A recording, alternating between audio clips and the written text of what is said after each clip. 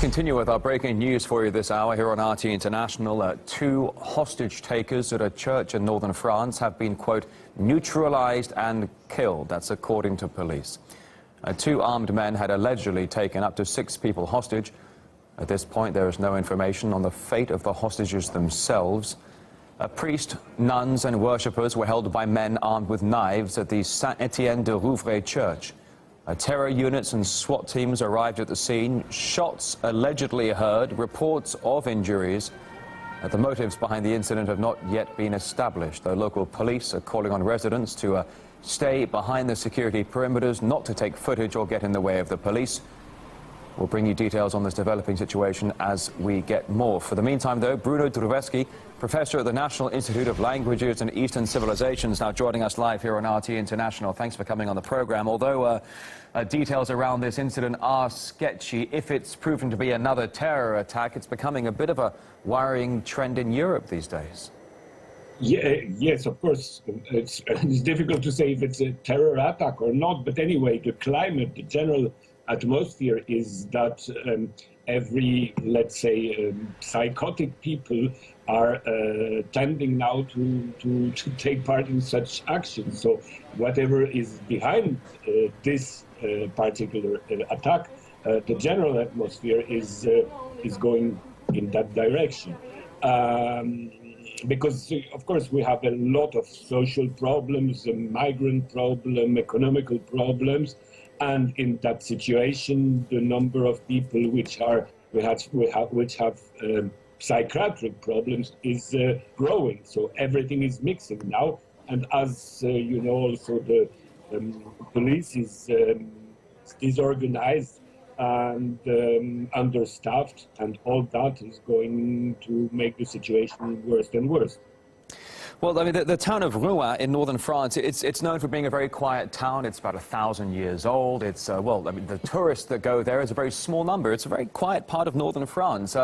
After a number of previous attacks, though, in the country, authorities have said that attackers have frequently been known to intelligence or police, and then suddenly the attack happens. Why do the assaults keep happening, do you think? Because I think that it's very difficult to know what will happen and where, and that's in a certain situation it's even impossible to deal with that on one side. But on the other side, of course, if we look for the Nice attack, it's obvious that the police was very badly organized, and had not enough people to control the situation. Of course, it's very difficult to imagine policemen in a little northern France village to be there all the time, because there are so many villages all over France. But you know, the question is, now we have two questions. We have terrorist organization on one side, and that's one problem. The second problem is that there are a lot of social problems. And but not just social problems. As you know, Bruno, today here on RT International, we've been covering the story that the French President Hollande says we're beefing up security, the state of national emergency in continuation since the November Paris attacks. But here we have for 12 hours people stuck on the cross-border channel crossings there for 12 hours in their cars, because actually security has been cut in that part of the country, apparently. Now, that being said, when it comes to the hostage takers allegedly neutralized now in Rouen in northern France, we understand the French media says 1 hostage has been killed. That being said, though, the hostage situation was neutralized in about 1 hour or so. So perhaps we should actually tip our hats and say a good congratulations to the French police, because in less than 1 hour, they have managed to neutralize what was potentially a very dangerous situation. Yeah, for this case, of course, it's working. But as you say, in Dover, it doesn't work. So, I mean, you know, they are basically understaffed.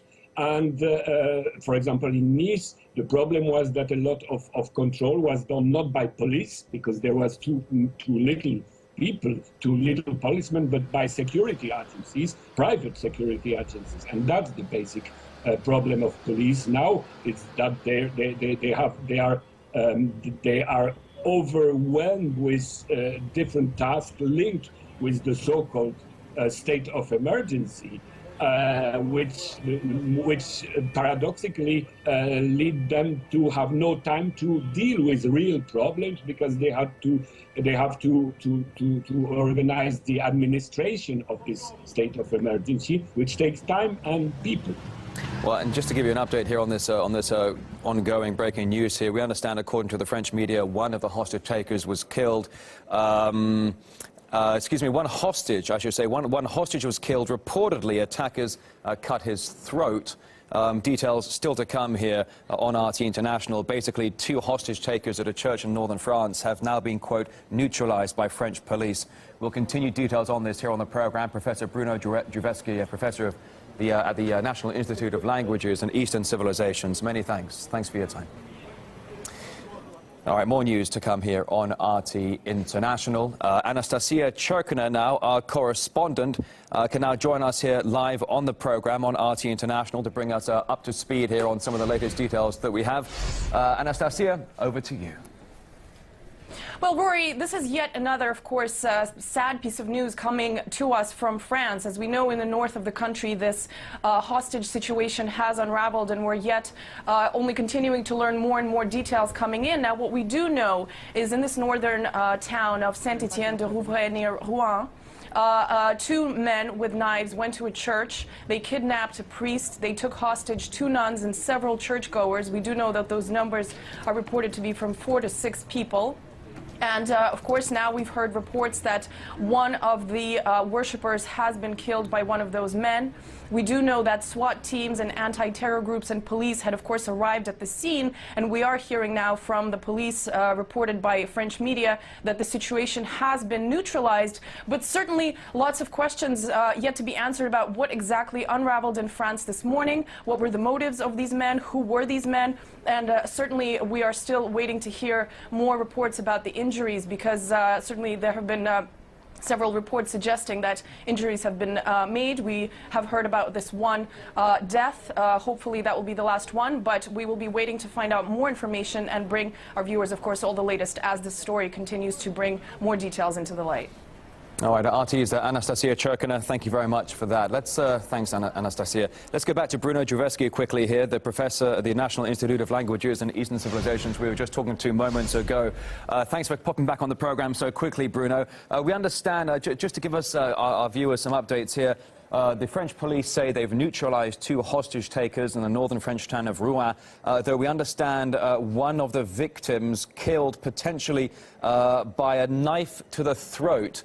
And one might assume, if that is the case, then that might look like a fairly traditional Islamist trademark. Your thoughts on that, Bruno? Of course, it's very possible, and the objective of those groups is to make people feel in danger all over the French territory. So, in a certain sense, to organize such a coup in a little village is much more efficient than to do it all the time in big cities.